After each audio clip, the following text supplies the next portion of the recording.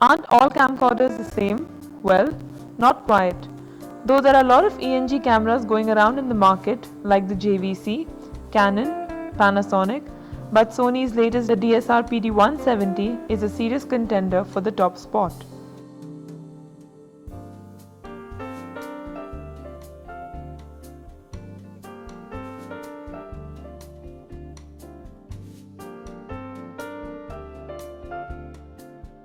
The front of the camera primarily features the lens and the lens hood, but where SonyPD170 distinguishes itself with its special feature switch on the right hand side.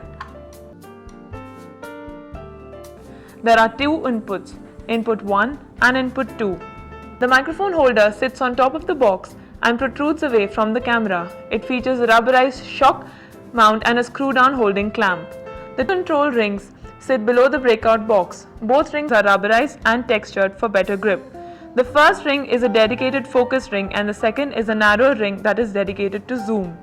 Two body-colored port flaps sit just aft the zoom ring. An S-video port and three full-sized RCA connectors are located underneath the first port flap. The second is a bit smaller and conceals the headphone and the LAN controller jacks. The tape mechanism and the hand strap are located just after the port flap. The tape door and mechanism are completely isolated from the hand strap. Interestingly, it has an additional button on the exterior of the tape door labeled push.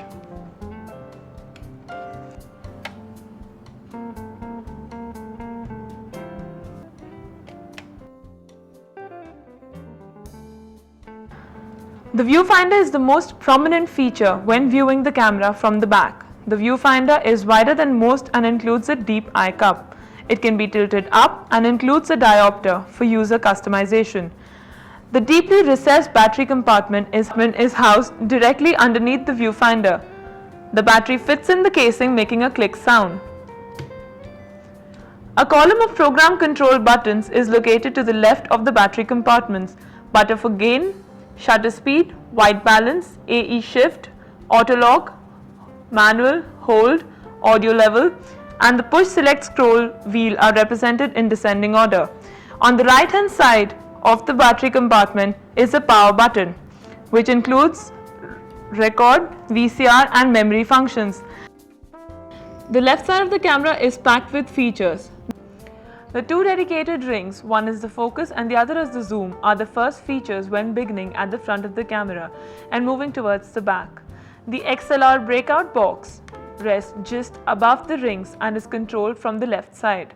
The neutral density filter switch is a vertical slider. It can be set to off, ND1 and ND2. The index mark button and the auto manual focus slider rests just aft of the neutral density slider. Focus can be set to auto, manual, and when pushed to its lowest position, the slider rests at the infinity mark. The push auto button is just below the focus slider. The silver dedicated iris dial sits just rearward of the focus slider on a metal half circle, what marks the transition from the lens to the tape mechanism and rear of the camera. A silver button sits to the right of the iris dial and activates the dial when desired.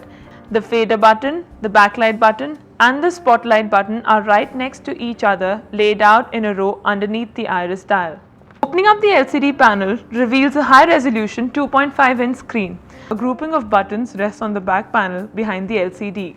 Buttons for display, data code, title are in a column in descending order. A group of memory buttons sits to the right. The top of this camera is loaded with features. Starting at the front, the first detail is a metal accessory shoe. Moving back on the top handle, the user will come across an additional record button and a zoom rocker switch. Underneath the microphone holder and to the right of the top handle brings the user to another record button. The VCR buttons are located underneath the top handle but are not visible under normal camera operation. When VCR mode is selected, the buttons underneath the top handle light up, revealing themselves. We are done with the construction of the camera, but how to shoot? So let's move on to the camera functions. SonyPD170 offers both automatic and manual video controls. Now moving on to the manual controls. Ensure that both the auto lock and the autofocus button is put on manual. Now we have a look at the white balance. It allows the user to control the white balance from the select scroll wheel. Settings include manual,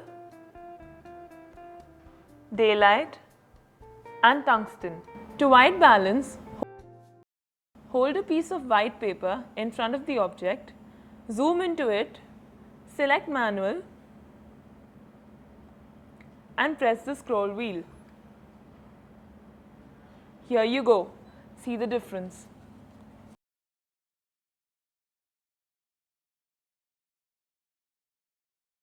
The focus on the DSR-PD170 is controlled by the larger ring in front of the camera. There is just enough drag so that the movement of the ring is deliberate.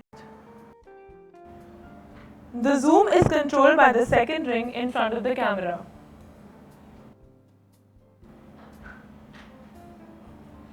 Moving on to the shutter speed. The dedicated shutter speed button is on the back of the camera to the left of the battery compartment. The scroll wheel at the bottom can actively control the shutter speed.